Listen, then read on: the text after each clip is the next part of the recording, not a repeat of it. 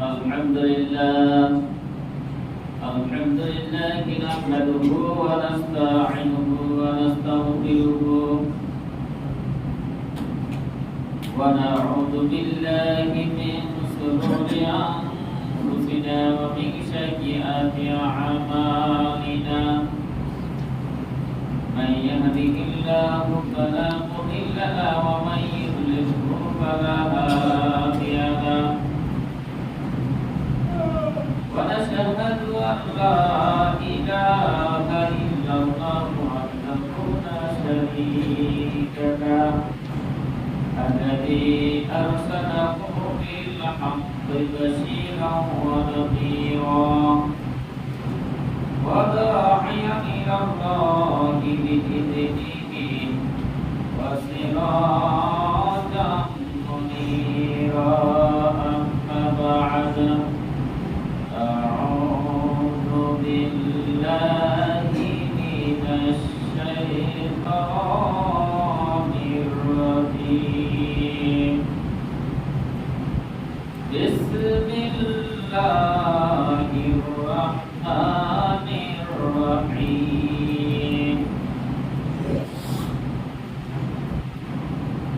تنزل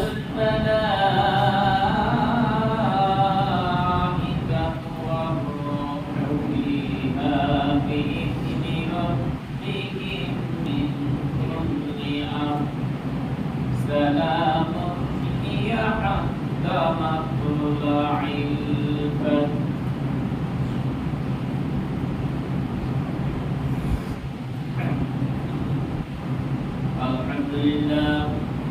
الحمد لله نحمده ونستعينه ونستغفره ونؤمن به ونتوكل عليه ونعوذ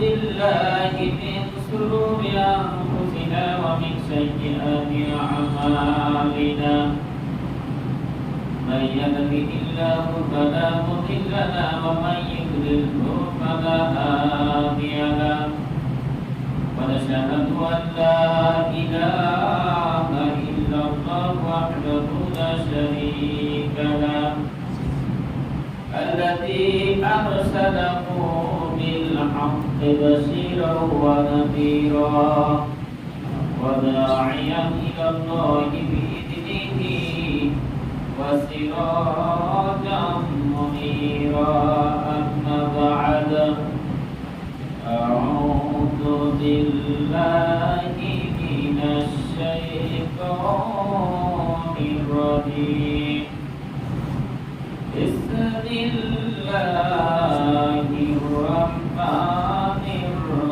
الرحيم ولتكملوا العدة ولتكبروا الله على ما هداكم ولعلكم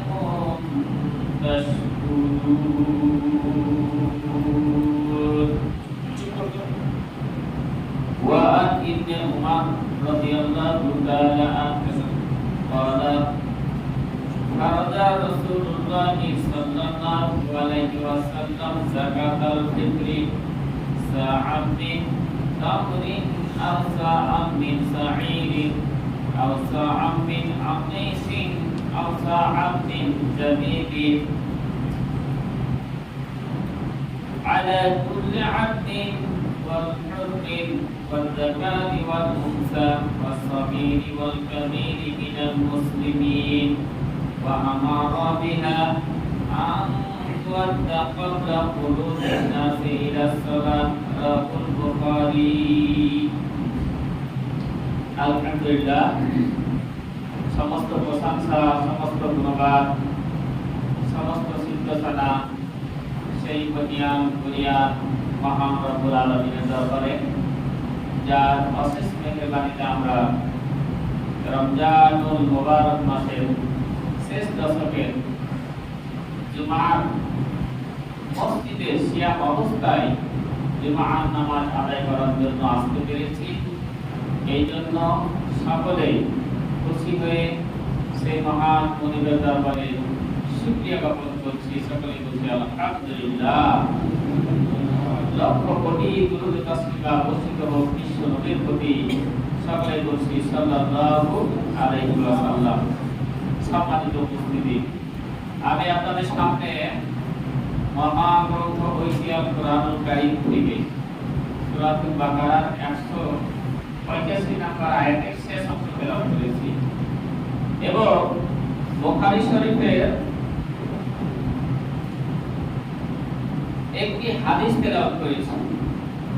এই হাদিসটি হচ্ছে 1506 নম্বর হাদিস বুখারী শরীফের। এই হাদিসের পাশাপাশি আরো কিছু হাদিস এবং আয়াতের পাশাপাশি আরো কিছু আনুষঙ্গিক আয়াত সামনে নিয়ে আজকের সংক্ষিপ্ত বক্তব্য শেষ করব। মানবিকে ইসলাম বিল্লাহ তাওয়াক্কাল ওয়া ইলাইহি মুনীব। সম্মানিত উপস্থিতি, আমরা জানি আমাদের মাঝে বর্তমানে এই শেষ দশকের দুইটি কাজ জারি আছে। একটি হচ্ছে ইতিকাফ, আরেকটা হচ্ছে লাইলাতুল কদর। আমরা এই যে আজকে এসে রমজান সিয়াম অবস্থায় রয়েছি, অর্থাৎ এই রাত গেল একটা লাইলাতুল কদর রাত্রি এবং এর একটা গেছে লাস্ট 5টি রাত্রি লাইলাতুল কদর আমরা তালাশ করতেছি। এক আমল বর্তমানে, এবং দুই হচ্ছে ইতিকাফ। এই যে আমাদের সব হচ্ছে যে বর্তমানে ইতিকাফ করতেছে, তাহলে এই দুইটা আমল শেষ দশকে কিন্তু জারি রয়েছে বর্তমানে, এবং সামনে আরো কিছু আমল রয়েছে। সেটা হচ্ছে সাদকাতুল ফিতর, এটা নামাজের আগে আদায় করা লাগবে, এটা একটা আমল রয়েছে। তারপর চাঁদ ওঠার সঙ্গে সঙ্গে আমাদের আরেকটি আমল রয়েছে, সেটা হচ্ছে ঈদুল ফিতরের নামাজ। আজকে আপনাদের সামনে এই কয়েকটি বিষয়কে সামনে রেখে আজকে সংক্ষিপ্ত বক্তব্য শেষ করব। মাতাউফিক ইল্লা বিল্লাহ তাওয়াক্কালতু ওয়া ইলাইহি মুনীব। প্রিয় হাজিরিন, বিশ্বনবী তিনি ইতিকাফ সম্পর্কে বলেছেন, যদিও বলা হয়েছে একটি হাদিসে তিনি বলেছেন যে হযরত আয়েশা রাদিয়াল্লাহু তাআলা আনহা থেকে বর্ণিত, তিনি বলেন আন্না নবী সাল্লাল্লাহু আলাইহি ওয়াসাল্লাম কানা ইয়াতাকিফুল আসরা আওয়াখিরা মিন রমাদান হাত্তা তাআফফাহুল্লাহু সুম্মা ইতাকাফা আজওয়াজুহু মিন বা'দিহি। বিশ্বনবী বলছেন, বুখারী শরীফের হাদিস, যে রমজান মাসের শেষ দশকে বিশ্বনবী যতদিন বেঁচে থেকেছেন, অর্থাৎ দ্বিতীয় হিজরি থেকে শুরু করে তিনি 8 বছর বেঁচে ছিলেন। তাহলে 622-এ তিনি হিজরত করতেন এবং 630 খ্রিস্টাব্দে হিজরিতে মারা গেছেন। এই 8টা বছর তিনি একাধারে ইতিকাফ করেছেন।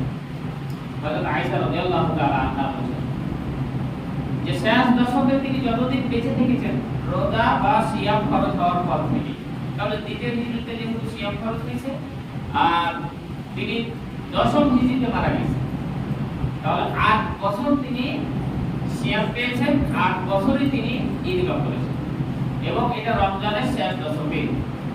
তারপর কি বলছেন, সুম্মা ইতাকাফা আজওয়াজুহু মিন বা'দিহি, এরপর তার স্ত্রীগণ ইতিকাফ করতেন। সাহাবীগণ তো করেছেন, তার স্ত্রীগণ রাসূল মরে যাওয়ার পর এই শেষ দশকে ইতিকাফ করেছেন। তাহলে এটা একটা হাদিস বললাম, যেহেতু অনেক বিষয়, তাহলে এই হাদিস থেকে, এই হাদিসটি বুখারী শরীফের 2026 নম্বর হাদিস। এই হাদিস থেকে আমরা একটা জিনিস স্পষ্ট জানতে পারি যে তিনি বেঁচে থাকা অবস্থায় 8 বছর সিয়াম পেয়েছেন, 8 বছর ইতিকাফ করেছেন, এবং তার সহধর্মিণীগণ তার সঙ্গে করেছেন এবং মরে যাওয়ার পরও করেছেন, এবং সাহাবীগণ বলছেন এমন কিয়ামত পর্যন্ত এই আমলটা জারি থাকবে যদি আপনি আমি রাসূল সাল্লাল্লাহু আলাইহি ওয়াসাল্লামের সুন্নাত অনুসরণ করতে চাই। তাহলে এক নাম্বার বিষয় আমাদের গেল।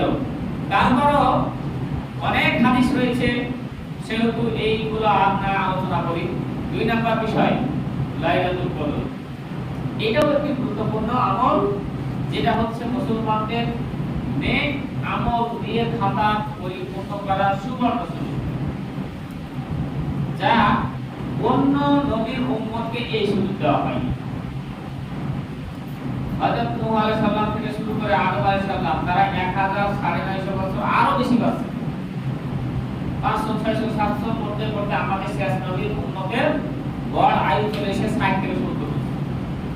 এখন নূহ আলাইহিস সালাম 950 বছর তার জাতির লোককে দাওয়াত দিয়েছেন। 950 দাওয়াত দেওয়ার পর মুসলিমের কয়েকজন মাত্র 70-80 জন লোক ঈমান এনেছিল। 950 বছর দাওয়াত দেওয়ার পর 80 জনের অধিক ঈমান এনেছিল। এই 80 জনের অধিক 950 বছর দাওয়াত দেওয়ার পর ঈমান এনেছিল। তাহলে হযরত নূহ আলাইহিস সালাম কতটা কষ্ট সহ্য করেছেন দাওয়াত দিতে গিয়ে, চিন্তা করছেন? আমাদের বিশ্বনবী দাওয়াত দিয়েছেন কয় বছর? আমাদের বিশ্বনবী দাওয়াত দিয়েছেন মাত্র 23 বছর।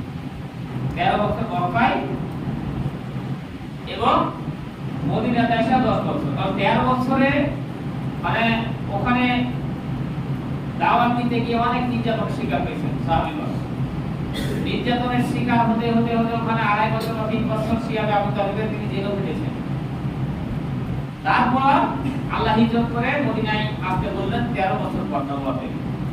এই 10 বছরে মদিনাকে তিনি কি করলেন?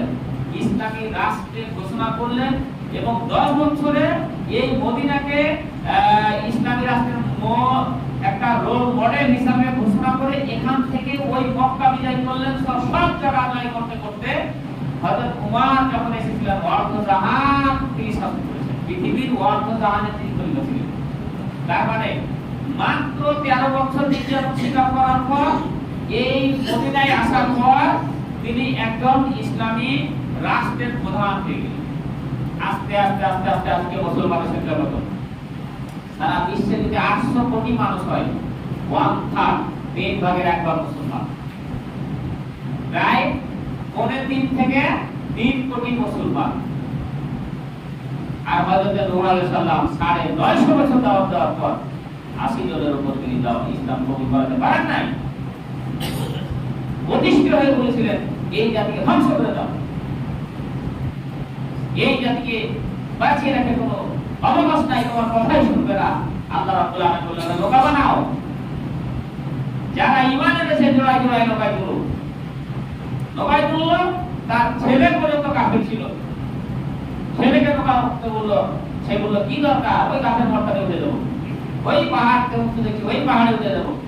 আল্লাহ অত পানি দিতে পারবে না যে পাহাড় ডুবাই এই মক্কা গাছ, সেই উঁচু উঁচু গাছ, আকাশচুম্বী গাছ, সেই গাছের মর্যাদা উঠে দেবো। তোমার মক্কাতে উঠবো না, তো তোমাকে নবী হিসাবে মানবো না। নূহ আলাইহিস সালাম বললেন বেটা আজকে কাজ হবে না, আকাশ থেকে জমিন থেকে চতুর্দিক থেকে আজকে আল্লাহ গজব নাযিল হবে। দীর্ঘ 40টা দিন পর্যন্ত একাধারে যখন পানি আকাশ থেকে জমিন থেকে চতুর্দিক থেকে আল্লাহ গজব হিসাবে পানি নাযিল হতে লাগলো, পৃথিবীর সব মরে ছাইলাম হয়ে গেল। তারপর ওই নৌকা থেকে বেঁচে এই যে আজকে আমরা আবার জন্ম নিয়েছি নৌকা। এই জন্য নূহ আলাইহিস সালামকে বলা হয় আদম আলাইহিস সালামের পরে দ্বিতীয় পিতা মানুষ। যে ওই মুসলমান গুলোকে তিনি নৌকায় উঠে নিয়েছিলেন এবং বাকি সবকে আল্লাহ গজব দিয়ে মেরে দিয়েছিলেন। ওই যে ঈমানদার যদি পাহাড়ে নামলেন, ওখান থেকে আবার আমাদের জন্ম, আমাদের আবার জন্ম আদম আলাইহিস সালাম থেকে নূহ আলাইহিস সালাম পর্যন্ত প্রায় 10,000 বছর, মানে 10 শতাব্দী,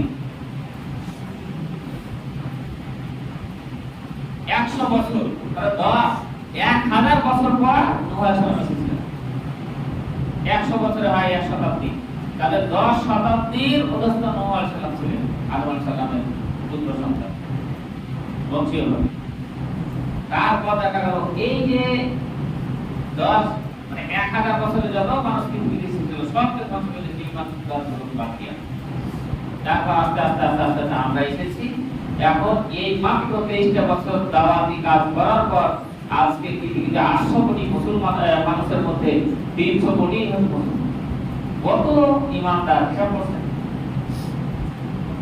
সমাজের উপস্থিতি। তাহলে আমাদেরকে সেই নবীর উম্মত হিসাবে আমরা এই পৃথিবীতে আছি, যেই নবীর উম্মতকে আল্লাহ রাব্বুল আলামিন সুবর্ণ সুযোগ দিয়েছেন একটি লাইলাতুল কদর উপহার। যে নূহ আলাইহিস সালামের উপর যারা ঈমান এনেছিল, মনে করেন নূহ আলাইহিস সালাম প্রথমে যাদেরকে ঈমান এনেছেন, তাহলে ওই মুসলমান যদি 950 বছর বাঁচে, নূহ আলাইহিস সালাম যাকে আজকে ঈমান আনলেন এবং 950 বছর পর মারা গেল, তার 950 বছরের ইবাদত আর এই মাত্র 60 65 70 বছরের ইবাদত কখনো সমান হবে? কখনো সমান হবে না। এই জন্য আল্লাহ পাক বললেন যে এই আসমান জমিন পৃথিবীর সবথেকে শ্রেষ্ঠ মানুষ হচ্ছে আমার প্রিয় নবী হযরত মুহাম্মদ সাল্লাল্লাহু আলাইহি ওয়াসাল্লাম। এবং হযরত আদম আলাইহিস সালাম থেকে শুরু করে ঈসা রুহুল্লাহ পর্যন্ত যত নবী এবং রাসূলের পৃথিবীতে এসেছেন, সব নবীর উম্মতের চাইতে বিশ্ব নবীর উম্মত হচ্ছে শ্রেষ্ঠ উম্মত। এখন অন্য নবীর উম্মতেরা যদি এত বছর বাঁচার পর ইবাদত করে, আর আমরা মাত্র 60-70 বছর ইবাদত করি, তাদের 950 বছরের উম্মতের ইবাদত আমরা করতে পারবো? কখনো সম্ভব নয়।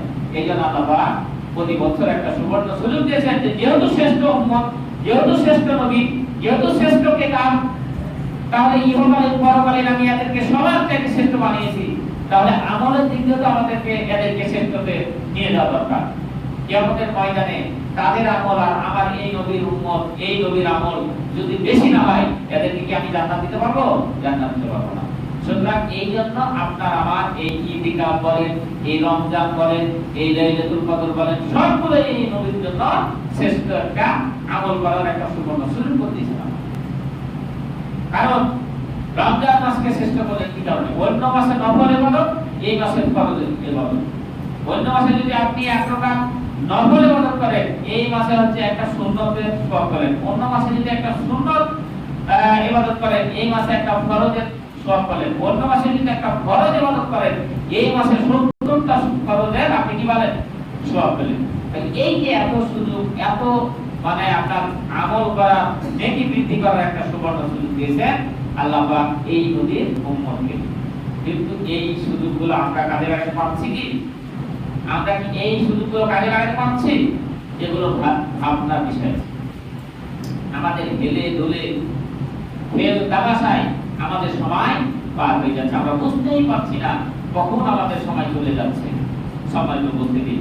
তাহলে আমি আপনাদের সামনে যে বিষয়টা বললাম যে আল্লাহ রাব্বুল আলামিন বলেন তানাজ্জালুল মালাইকাতু ওয়ার রূহু ফিহা বিইذনি রাব্বিহিম মিন কুল্লি আম। এই রাতে, এই যে লাইলাতুল কদরের রাতে ফেরেশতারা আকাশ থেকে নেমে আসেন এবং জিবরাইল আলাইহিস সালামও নেমে আসেন তাদের রবের অনুমতি ক্রমে। আল্লাহ পাকের কাছে অনুমতি নিয়ে তারা এই আসমানে নেমে আসেন। নেমে আসার পর সকল বিষয়ের সিদ্ধান্ত নিয়ে তারা অবতরণ করে যান। আপনি যে লাইলাতুল কদর যাচ্ছেন, আপনার বান্দার আমলের বিষয়ে সব কিছু হিসাব নিয়ে আল্লাহর কাছে আবার যান।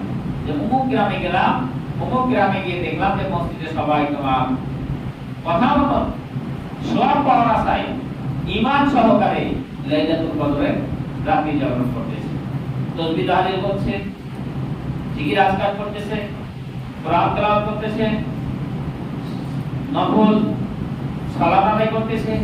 একমাত্র উদ্দেশ্য লাইলাতুল কদর পাওয়ার উদ্দেশ্য। ওই ফেরেশতারা গিয়ে সাক্ষী দিবে আল্লাহর কাছে, আমলগুলো বান্দা তুলে ধরবে যে অমুক অমুক অমুক গ্রামে গেলাম, অমুক অমুক জায়গায় এত বান্দা রাত জাগতেছে, তারা তাসবিহ তাহলিল করতেছে, তারা লাইলাতুল পাওয়ার আশায় কাঁদতেছে, চোখের পানি ফেলছে, তারা জায়নামাজ ভিজিয়ে দিচ্ছে সিজদায় গিয়ে। তাদের উদ্দেশ্য হচ্ছে নিজের গুনাহগাতা মাফ করা, তাদের উদ্দেশ্য হচ্ছে লাইলাতুল কদর পাওয়া। তুমি বলেছো 1000 রাত্রি চাইতে উত্তম রাত্রি লাইলাতুল কদর। তারা এই রাত্রি খোঁজার জন্য একটি রাত্রি নয়, তারা 5টি রাত্রি। আল্লাহ রাব্বুল আলামিন ফেরেশতার কথা শুনে ফেরেশতাকে জিজ্ঞাসা করলেন, ফেরেশতাকে জিজ্ঞাসা করবেন, ফেরেশতারা ওই সমস্ত বান্দাগুলো আমাকে দেখেছে নাকি? ফেরেশতারা আল্লাহ রাব্বুল আলামিনকে বলবে, আল্লাহ রাব্বুল আলামিন ওই বান্দারা তোমাকে দেখে নাই। আল্লাহ পাক আবার ওই ফেরেশতাদেরকে জিজ্ঞাসা করবেন, ফেরেশতারা ওই বান্দারা কি আমার জান্নাত দেখেছে? ফেরেশতা বলবে সেই বান্দারা জান্নাত দেখে নাই। তারা কি জাহান্নাম দেখেছে? ফেরেশতা বলবে জাহান্নামও দেখে নাই। তারা কি কবরের আযাব দেখেছে? কবরের আযাবও দেখে নাই। আল্লাহ রাব্বুল আলামিন তখন ফেরেশতাদেরকে বলবেন তোমরা সাক্ষী থাকো, যে বান্দা আমার জাহান্নাম দেখলো না, আমার জান্নাত দেখলো না, আমার কবরের আযাব দেখলো না, আমি আল্লাহকে দেখলো না, অথচ জাহান্নামের আযাব থেকে মুক্তি চাই, কবরের আযাব থেকে মুক্তি চাই। হাসরের ময়দানে কঠিন পরিস্থিতি যখন মানুষের উপকার আসবে না, আত্মীয় স্বজনের কোনো উপকারে আসবে না, ছেলে বাবার উপকার আসবে না, মা ছেলের উপকারে আসবে না, কেউ কারো পরিচয় নিতে চাইবে না। ওই সময় সবাই বলবে নাফসি নাফসি নাফসি, আমার কি হবে, আমার কি হবে। এই কথা চিন্তা করে যারা রাত্রি জেগে কোরআন তেলাওয়াত করতেছে, তাসবিহ তাহলিল করতেছে, আমি আল্লাহর কাছে মাফ চাচ্ছে, ফেরেশতারা তোমরা সাক্ষী থাকো আমি আল্লাহ রহমান, আমি আল্লাহ গফুর রহিম, ওই বান্দাদের সমস্ত জীবনের গুনাহগাতা আমি মাফ করে দিলাম। সুবহানাল্লাহ। তাহলে দেখেন লাইলাতুল কদর আপনি পালন করছেন আর আল্লাহ পাকের কাছে ফেরেশতা কি আপনার মাফের জন্য কি করছে? সুপারিশ করছে, জবাব করে দাও, মাফ করে দাও। ওরা এই সময় দোকানে থাকতে পারত, তারা মসজিদে না থেকে এই সময় তারা ক্যারাম খেলতে পারত আপনার দোকানে, এই সময় তারা ওই দোকানে ছবি দেখতে পারত, এই সময় তারা বিড়ি সিগারেট খেয়ে গল্প গুজব করে মানে সময়টা কাটিয়ে দিতে পারত। কিন্তু এত কিছু সুযোগ থাকার পরও তারা তোমার ইবাদতে মশগুল। একটাই উদ্দেশ্য, তারা জাহান্নামে যেতে চায় না। একটাই উদ্দেশ্য, তারা কবরের আযাব সহ্য করতে পারবে না, এই জন্য কবরের আযাব থেকে মুক্তি চায়। একটাই উদ্দেশ্য যে হাসরের ময়দান কঠিন পরিস্থিতিতে যেন তুমি তাদেরকে হেফাজত করে নাও। আল্লাহ রাব্বুল আলামিন এত আরোপ করছে আর তোমরা এসে সাক্ষ্য দিচ্ছ, আমি তো সব দেখছি, যাও তোমাদের সামনে আমি ঘোষণা দিলাম ওই সমস্ত বান্দাদের সব আমল আমি মাফ করে দিলাম। সুবহানাল্লাহ। তাহলে এটা হচ্ছে লাইলাতুল কদরের কি ফজিলত। এই জন্য আল্লাহ রাব্বুল আলামিন বলেন ইন্নাল্লাযীনা ক্বালু রাব্বুনাল্লাহু সুম্মা ইসতাকামু তাতানাজ্জালু আলাইহিমুল মালাঈকাতু আল্লা তাখাফু ওয়া লা তাহজানু ওয়া আবশিরু বিল জান্নাতি আল্লাতী কুনতুম তুআদুন। আল্লাহ রাব্বুল আলামিন বলেন নিশ্চয় যে বান্দারা মুখে বলে আমি ঈমান এনেলাম, আমি ঈমান আনলাম আল্লাহর প্রতি, শুধু এই কথা বলে সুম্মাস্তাকামু এই কথার উপর অটল থাকলো, এই কথার উপর ধৈর্য ধারণ করলো, যতই বিপদ বালা মুসিবত আসুক না কেন সে কখনো ঈমান থেকে পিছনে সরে চলে আসে না, কখনো আল্লাহর উপর ঈমান থেকে নিজেকে সরিয়ে মুরতাদ হয়ে যায় না, কখনো মুনাফিকি করে না। আল্লাহ রাব্বুল আলামিন যেভাবে মানুষকে চলতে বলেছেন, আল্লাহর উপর ঈমান এনে কোন বান্দা যদি এভাবে চলে, আল্লাহ তাআলা বলেন সুম্মাস্তাকামু তাতানাজ্জালু আলাইহিমুল মালাঈকা, তখন আল্লাহ পাক আসমান থেকে ফেরেশতা তার কাছে নাযিল করেন। ফেরেশতা নাযিল করার পর ওই বান্দাকে বলবেন তুমি ভয় করো না, আল্লাহ তাখাফু ওয়া লা তাহজানু, বান্দা তোমার ভয় করার কোনো কারণ নাই, তোমার চিন্তা করার কোনো কারণ নাই, কেননা আল্লাহ পাক তোমাকে যে ওয়াদা দিয়েছেন জান্নাত, সেই জান্নাতের সুসংবাদ তুমি কবুল করো, সেই জান্নাতের ঘোষণা তোমাকে দেওয়া হলো সেটা গ্রহণ করো। তোমার উপর যত নির্যাতন করা হোক না কেন, সুমাইয়াকে যখন মানে আবু জাহেলের কর্মীরা নির্যাতন করে, সুমাইয়া তখন আল্লাহর কাছে তাকায়া হাসে, আসমানের দিকে তাকায়া হাসে, আর আবু জাহেল বলকা নির্যাতনের মাত্রা আরো বাড়ায় দাও, আরো বাড়ায় দাও, এত মারতেছি ভয় না করে সে হাসতেছে। আল্লাহ বলেন এই আয়াতের কথাই বলছেন যে মুমিন বান্দার উপর যখন ইস্তিগফার চলে, নির্যাতন যখন হয়, ফেরেশতারা এসে বলে জান্নাতটাকে তুলে ধরে তার সামনে, জান্নাতের নাজ নিয়ামত সুখ স্বাচ্ছন্দ্য আরাম আয়েশের জায়গাগুলো তুলে ধরার পর বলে বান্দা তুই ভয় করিস না, চিন্তা করিস না, কিসের এটা শাস্তি, কিসের আযাব, কিসের ফাঁসি দড়ি, কিসের গুলি, কিসের সুর, এই যে জান্নাত তোর জায়গা, তুই খালি মর, এই তোর জান্নাত আমি রেডি করে রাখছি। এখন কেউ যদি জান্নাত দেখে আর পিছনে যদি পিটে, কিছু বোঝা যাবে? কিছু বোঝা যাবে না। অনেক সময় মানুষকে দেখান যায় যে এই মোটা মোটা লাঠিটা যখন আগুইটা পিটে বা দেখা গেল যে নির্যাতন করে আপনার ইয়াতে এই টর্চার সেলে নিয়ে যায়, রিমান্ডে যখন নিয়ে যায়, মায়ের খাওয়ার আগে কিন্তু মানুষ অনেকটা ভয় পেয়ে যায়, কিন্তু হাত পা পিছনে পিটে, হাতে পিটে, শরীরে পিটে, দেখা গেল এক সময় শরীরে কোনো অবাস হয়ে গেছে, মানে মায়ের খেয়ে গেলে মানে শরীর সহ্য করে দিতে পারছে, মানে এরকম কিন্তু মনে হয় শরীরটা। ওই সময় কাফেররা যখন মারে তখন তারা জান্নাত দেখে বলে যে এই মায়ের ভুলে দেবে। এই জন্য বলা হয়েছে যে মৃত্যু আর শাহাদাতের মধ্যে একটা হচ্ছে ব্রিজ কালভার্ট, যে ওই পারে জান্নাত এই পারে দুনিয়া। আপনার এই যে ব্রিজ যেমন আছে বাবারিগঞ্জের এই পুরোনো ব্রিজ ফকির নদীর ওই করে, এই পারে মনে করেন দেউলিয়ার দিকে দুনিয়া আর পার হলি জান্নাত। এখন এই পার থেকে দেখা যাচ্ছে যে আমার জান্নাত, মন হলে জান্নাতে যেতে পারবো। ওই সময় তার পুলি, ফাঁসি দড়ি, তারপর আক্রমণ, নির্যাতন, ডিম পাতায় ভরা, তারপর হচ্ছে আপনার যত রকমের নির্যাতন আছে রিমান্ডের, কিচ্ছু ভয় আছে না। আর এই কারণে ইসলামী নেতারা হাসতে হাসতে ফাঁসি দড়ি কি করে মাথায় নেয়। আর এইগুলো দেখে কাফেররা আরো ফেলে দেয়। আল্লাহ রাব্বুল আলামিন বলেন ফেরেশতারা ওই সময় পৃথিবীতে যত নবী এবং রাসূলকে এভাবে নির্যাতন করা হয়েছিল সবার কাছে ফেরেশতা নাযিল করার পর বলে বান্দা আল্লাহ তাকাফু ওয়ালা তাহজানু, তোমরা ভয় করো না, তোমরা চিন্তা করো না, ওয়া আবশিরু বিল জান্নাতি আল্লাতী কুনতুম তুআদুন, এই যে জান্নাতের যে ওয়াদা দেওয়া হয়েছিল তোমাদেরকে, এই জান্নাতের সুসংবাদ তোমরা কবুল করো, তোমরা গ্রহণ করো, তোমাদেরকে সুসংবাদ দিচ্ছে। আল্লাহ তোমাদের সাথে বেঈমানি করবে না, আল্লাহ তোমাদের সাথে ওয়াদা ভঙ্গ করবে না। ইন্নাল্লাহা লা ইউখলিফুল মিআদ, আল্লাহ কখনো ওয়াদা বরখলাফ করেন না। নাহনু আউলিয়াউকুম ফিল হায়াতিদ দুনিয়া ওয়া ফিল আখিরাহ, বান্দা শোনো, দুনিয়াতে আমি তোমাদের সঙ্গে আছি, আমরা ফেরেশতা, শুধু দুনিয়াতে এমন যে সুসংবাদ দিচ্ছি তা নয়, মরার পর কঠিন মুসিবতের সময় আসরের ময়দানে যখন কেউ কারো পরিচয় নিবে না বান্দা, আমরা ফেরেশতারা সাক্ষ্য দিচ্ছি ওই সময় তোমাদের সঙ্গে থাকবো। তাহলে দুনিয়া তো ফেরেশতা আপনাকে সুসংবাদ দিচ্ছে, আবার আখিরাতেও ফেরেশতারা থাকবে। ওয়ালাকুম মা তাস্তাহি আনফুসুকুম ওয়ালাকুম ফিহা মা তাদাউন, আল্লাহ তাআলা বলেন তোমাদেরকে বলা হবে তোমাদের ইচ্ছা মত যেখানে খুশি জান্নাতে যাও, ওখানে যে বসবাস করো, তোমাদের ইচ্ছা মত মনে যা চাই খেতে, যা চাই তোমাদের মনে বলো, আজকে তোমাদেরকে সব কিছু দিয়ে দেওয়া হবে।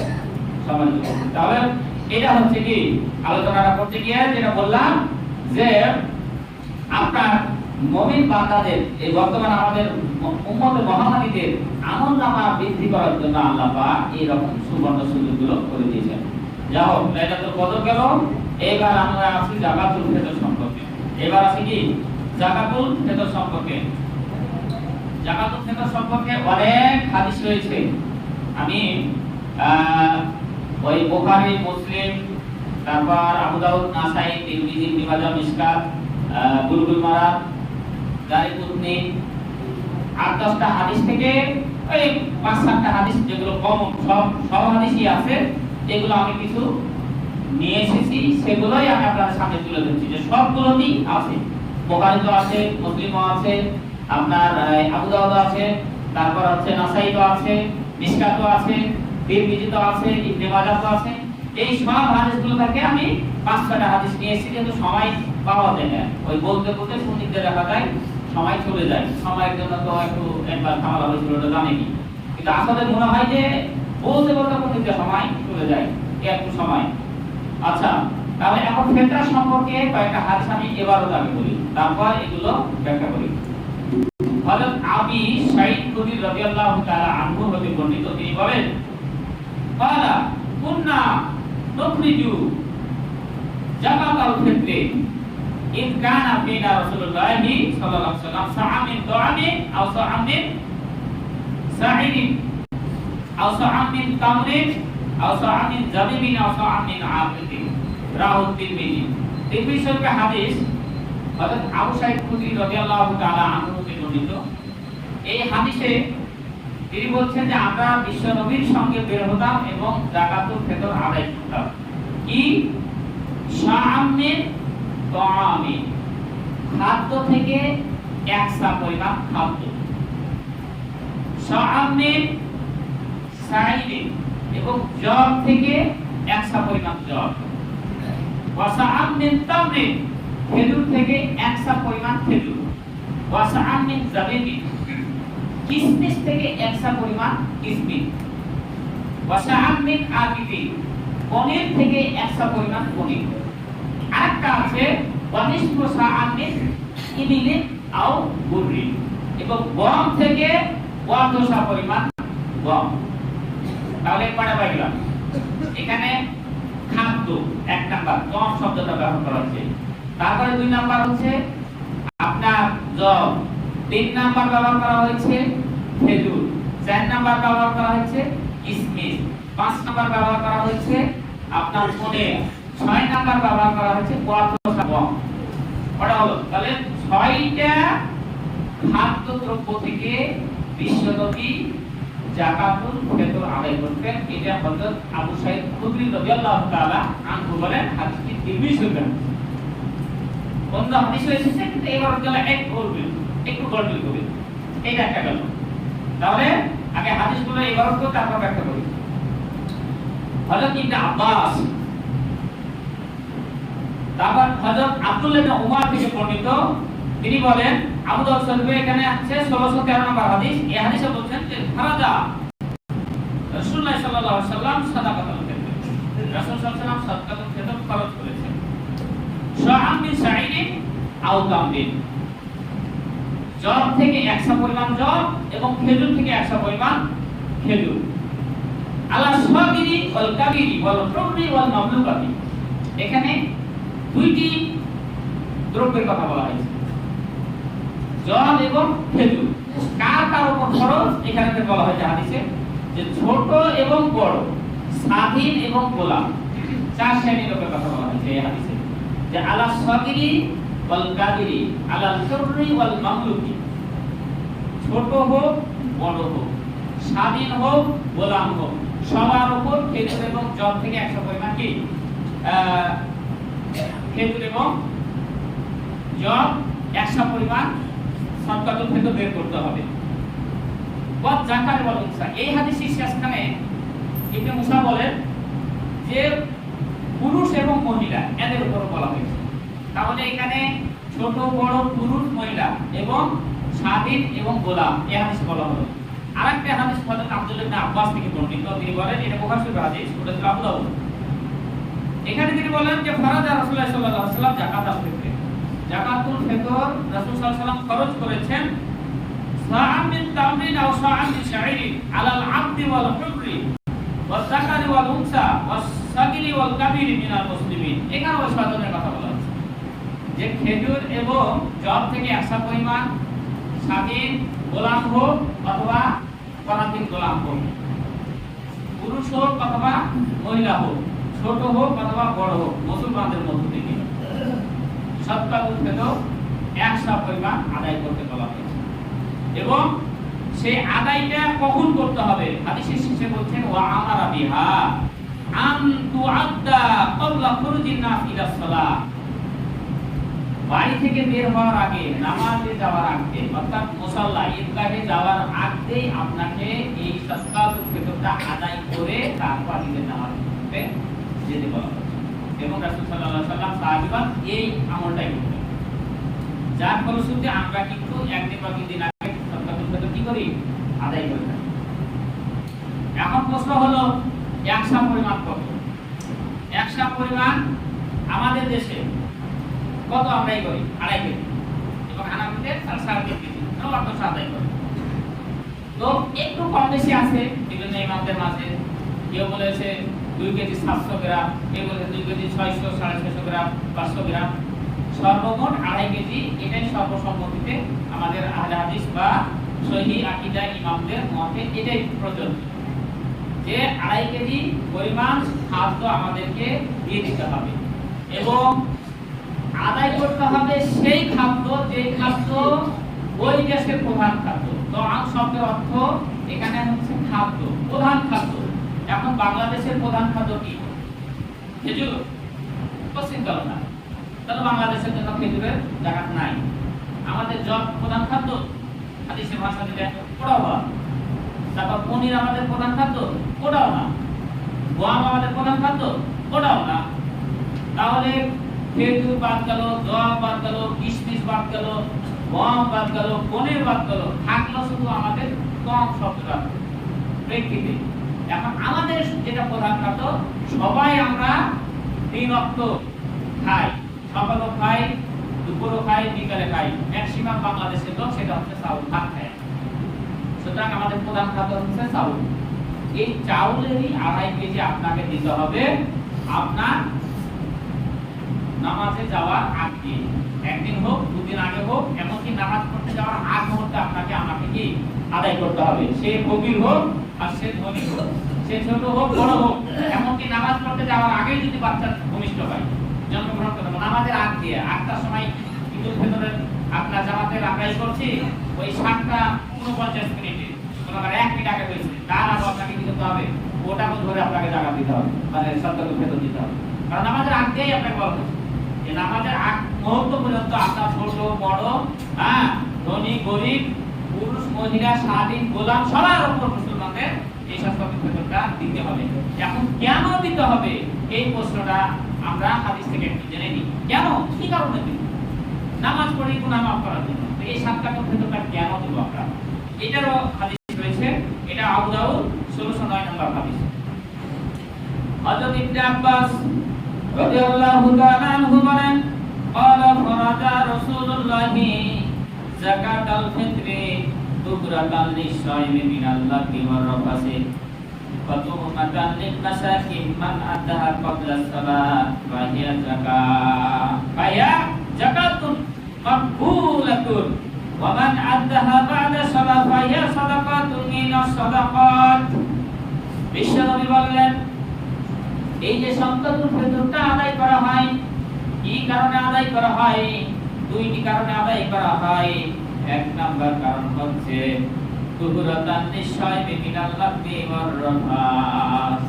সায়েম অবস্থায় মানুষ অনেক সময় অন্যায় কাজ করে বসে, মিথ্যা কথা বলে বসে, খারাপ কাজ, গর্হিত কাজ যেগুলো করা যাইতো না সিয়াম অবস্থায়, তারপরও হয়ে গেছে, কোনো কারণে আমরা করে ফেলেছি।